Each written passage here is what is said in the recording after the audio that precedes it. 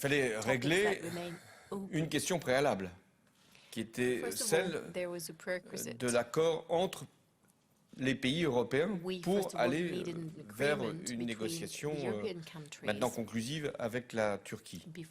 Et c'est ce qui s'est fait. Jusqu'à tard dans la soirée, mais ça s'est fait. Les 28, même s'il y a eu des interprétations, des conditions, des éléments de clarification qui ont été demandés, mais les 28 ont agréé une proposition. Cette proposition, maintenant, va être discutée avec la Turquie. Et là, je ne peux pas vous garantir qu'il y aura une conclusion heureuse parce que ce serait souhaitable pour les réfugiés, pour l'Europe et pour la Turquie.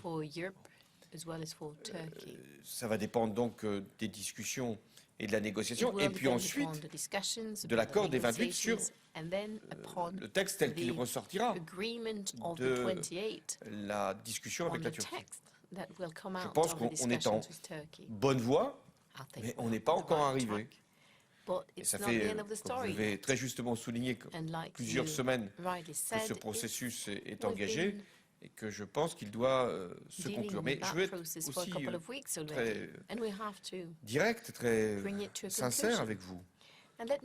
Même s'il y avait cet accord, et qui est, à mes yeux, souhaitable, même si cet accord était bien mis en œuvre, ce qui suppose beaucoup de moyens du côté européen, pour que la Grèce puisse être soutenue, pour que les mécanismes puissent se faire, pour que les engagements puissent être respectés. Mais même s'il y avait tout ça, si on ne règle pas la source des difficultés, c'est-à-dire en l'occurrence l'origine même du mouvement de population, les réfugiés en Syrie, si on n'a pas la négociation, celle-là, sur l'avenir de la Syrie qui permet non seulement d'avoir la poursuite du cessez-le-feu, de la trêve, mais enfin la transition politique, on aura toujours des mouvements de population.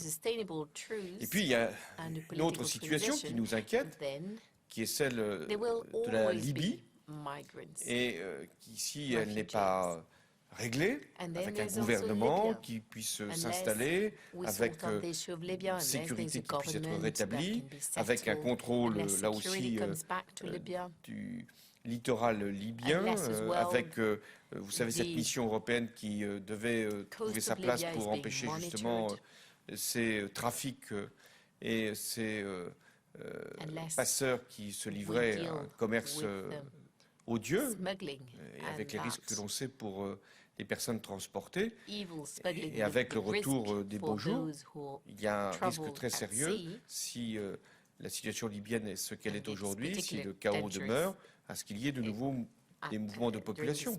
Alors ça ne passera plus par la Grèce, ça passera par d'autres pays. Et ces pays-là, nous les connaissons. C'est Malte, c'est l'Italie. Et demain, ça peut être donc une fois encore des pays comme l'Allemagne et la France qui peuvent être concernés.